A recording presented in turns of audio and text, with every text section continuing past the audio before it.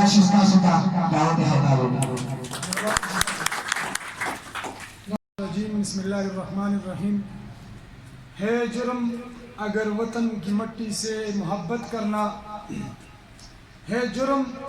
اگر وطن کی مٹی سے محبت کرنا، یہ جرم سدا میرے حسابوں میں رہے گا. داروی کے زندان میں او کشلند ہتھ کڑو، داروی کے زندان میں او کشلند ہتھ کڑو، مونږ به په هر حال کې د وطن د سرلوړۍ سندرې وایو. ټولو ملګرو، د مشرانو، د همزولو ځوانانو، ناظم صاحب او د هغې سره راغلي مېلمنو د ټولو شکریا ادا کوم چې په ډېر شارټ نوټس باندې تاسو دلته راټول شولی د خپل د کابینټ سازۍ دپاره د تنظیمینو دپاره چې همقدم یوت آف پاکستان په دې علاقه کې یو غیر سیاسي اول تاسو تعارف وکړم چې همقدم یوت آف پاکستان یو غیر سیاسي او خود مختار یوت تنظیم دی، د ځوانانو یو پلیټ فارم دی چې دوی په نوجوانانو کې یو جذبه را بیدارول غواړي. دوی د پاکستان د نظریاتي حدودو د حفاظت خبره کوي. دا د نظریه پاکستان محافظ او د جذبه حب الوطني نه سرشار نوجوانانو یو قافله ده چې نن سبا په وخت کې ضرورت د دې خبرې دی چې موږ نوجوانانو کې هماهنګي پیدا کړو. نن په موږ په ځوانانو کې یووالی پیدا کړو، موږ د قومي وحدت لپاره کردار ادا کړو چې موږ په یو خاص او په یو وړه ناره باندې یو سایډ ته لاړ نه شو، بلکې موږ د ملک خودآزاد پاکستان د استحکام او د ترقۍ لپاره کردار ادا کړو. د دې لپاره بل څوک نه راځي، د دې لپاره ما او تا او موږ ځوانان به چې دی د دې وطن د سرلوړۍ لپاره، د دې وطن د ترقۍ لپاره به خپل کردار ادا کوو. مشران ناست دي د قیام پاکستان لپاره چې کوم تحریکونه چلیدلي دي، د قیام پاکستان لپاره تقریبا 5 دي. د هغې نه پس دا ملک، دا خاوره، دا په معروض وجود کې راغلې ده. دا مونږ ته په ټری کې نه ده میلاو، مونږ ته په تحفه کې نه ده میلاو. په دې په شا باندې زمونږ د اکابرو، زمونږ د مشرانو، زمونږ د نیکونو چې دی ایمې دي. خو 72 سال تیر شو، خو د هغه نیکونو، د هغه مشرانو د ارواح ته چې دی مونږ اوسه پورې داسې بلدسته پېښ نه کړله چې د کوم نظام، د کوم مقصد، د کوم سوچ او فکر دپاره چې زمونږ مشرانو، زمونږ نیکونو ملک خودآزاد پاکستان حاصل کړ. 70% نوجوانان نن هغه نظام د غوښتلو دپاره جدوجهد کوي، خو هغه نظام ورته نه میلاویږي. انشاءالله موږ د ځوانانو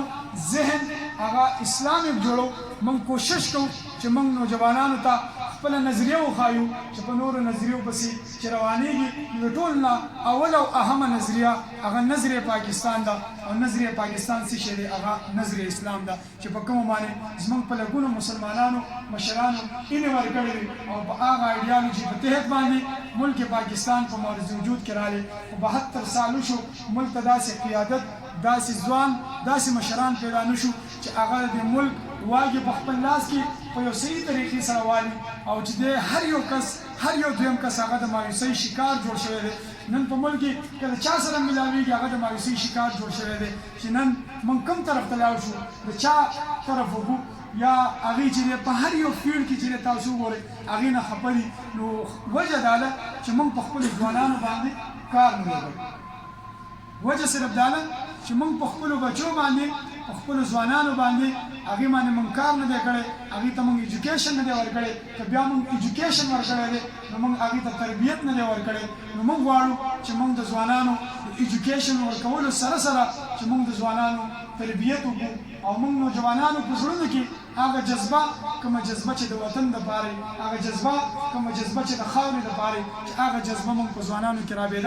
پیدا کړو او د جذبه حب الوطني نه سرشار نوجوانانو یو قافله تشکیل کړو چې کله زما او ستا په زړه کې د دې خاورې سره، د دې وطن سره، د دې ملک سره کله هم زموږ محبت وي، انشاءالله نه به څوک چې دی غلا کوي، نه به څوک چې دی بل طرف ته ځي، نه به څوک چې دی د ملک په ترقۍ کې به خپل کردار ادا کوي، خو کله به هم هغې چې دی په ناکامۍ کې کردار انشاءالله نه ادا کوي. نو موږ به انشاءالله په خپل ځوانانو کې، ناظم صاحب موجود دی، دا ستاسو د علاقې مشر دی، نو دوی له هم پکار دی چې په تاسو باندې نظر وساتي، تاسو له هم پکار دی چې هغې عزت وکړي. د ناظم صاحب نه زما توقع دا ده انشاءالله چې تاسو ته څه قسم مشکلات مخې ته راځي ناظم صاحب به هغه شپه یو کولی چې هغه ستاسو خدمت کوي خو تاسو خدمت چې کوي صرف په دې غرض باندې چې زما ځوان زما د دې علاقې اوسېدونکي هغه به چې دی تعلیم حاصلوي هغه به ایجوکیشن حاصلوي او هغه به چې دی عروج ته ځان رسوي هغه به صرف او صرف د هغه مقصد به د دې خاورې د ترقۍ لپاره کردار ادا کولو کوشش وي د هغه مقصد به دی چې زما د خاورې ځوانان ښه سبق ووایي او هغې ښه صحت ته لاړ شي او په دې ملک د دې خاورې د ترقۍ لپاره خپل کردار ادا کړي انشاءالله همیشه به موږ د ځوانانو په زړونو کې چې د اسلام او د پاکستان تقدس احترام اجاګر کولو لپاره به خپل جدوجہد جاری ساتو ستاسو د ټولو ملګرو یو ځل بیا شکریه ادا کوم همقدم یو د پاکستان به انشاءالله هغه د نوجوانانو یو اواز دی سره کوم ته چې بله ورځ زندۍ کې په یو لوی تعداد سره ځوانانو هغې کې یو شمولیت وکړو نو تاسو به هم سټرګل کوئ کوشش به کوئ چې دې علاقې ځوانان هم چې دی هغه صرف موږ په پاکستانیت باندې راوځي موږ چې صرف پاکستان ناره غوښتو ورکو نورې نارې به وهو خو سره سره چې پاکستان ناره ټولو نه اولي اخره کې راغله د دې نارې جواب راکوي پاکستان